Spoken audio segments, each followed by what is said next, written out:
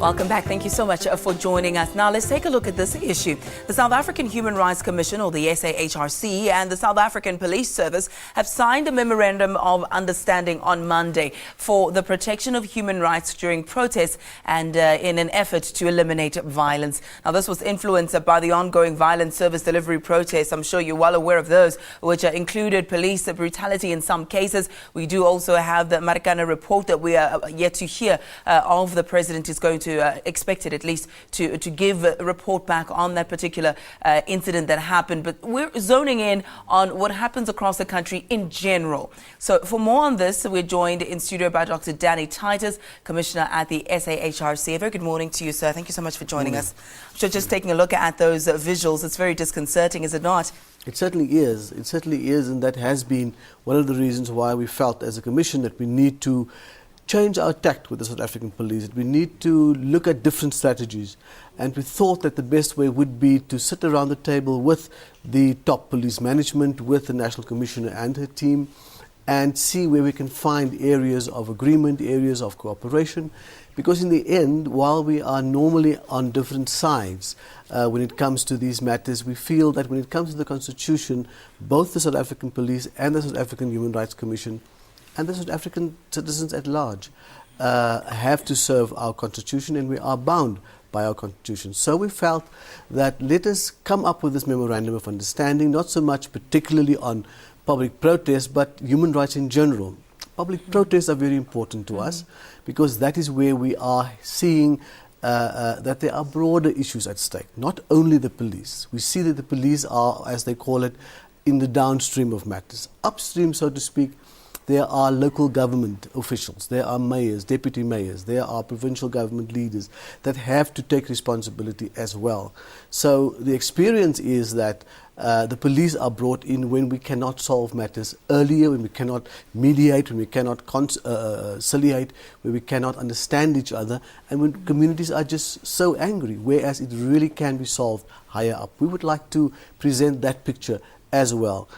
Further than that, we have the issue of the understanding of the police, really to accept them not as a foreign occupying force, accept them not as something separate from us or people from the moon. And to understand their grievances as well, because if I may play devil's advocate, on one side they would say when you are met with great force and clearly outnumbered by a people who sometimes may have a criminal element to it as well, in that they're looting, they're burning property, they're vandalizing, they're not just marching here, that we need to meet that force with force. So those are some of the areas of contention, but you spoke about areas of agreement that you would perhaps have in common. What are some of those points of departure that you've actually managed to agree upon in this memorandum of understanding? You know, where we want to start off is that understanding, that we need to understand the police, first of all, as our police.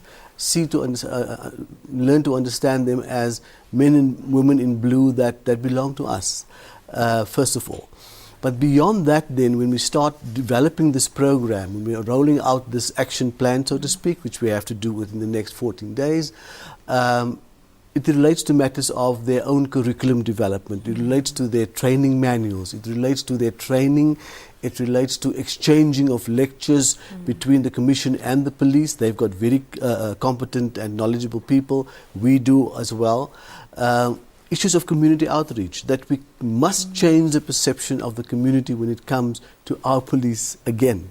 And that is a long-term strategy, Ayanda. That is really not something that's going to fall out of the air today. It's something we have to work very hard on.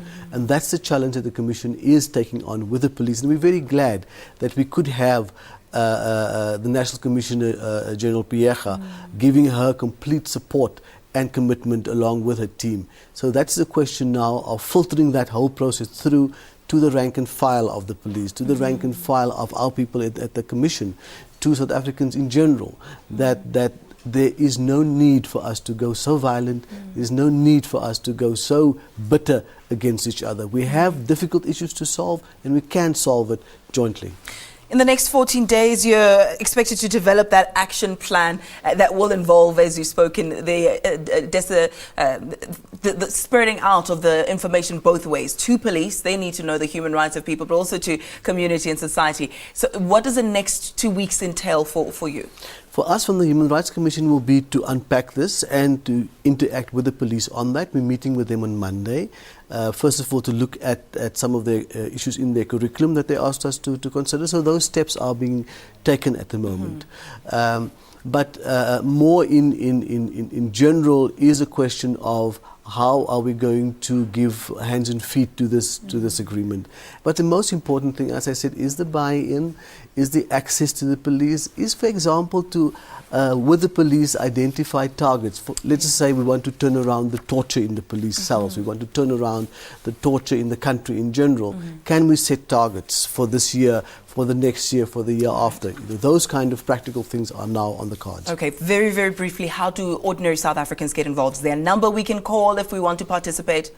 Oh yes, they can of course call the South African Human Rights Commission, they can of course call the South African Police. I don't have those numbers offhand immediately, but we have offices throughout the country, the police have that as well, but we will unroll that as things unfold, it will be made available. And we will get that information as well and disseminate is the word I was looking for a little bit earlier, and make sure that you're also well aware of what's happening. I think it's very important. Human rights and policing go hand in hand and should go hand in hand. Thank you so much, Dr. Titus, for having joined us. We leave it there, at least for now. More in just a moment. Stay right where you are.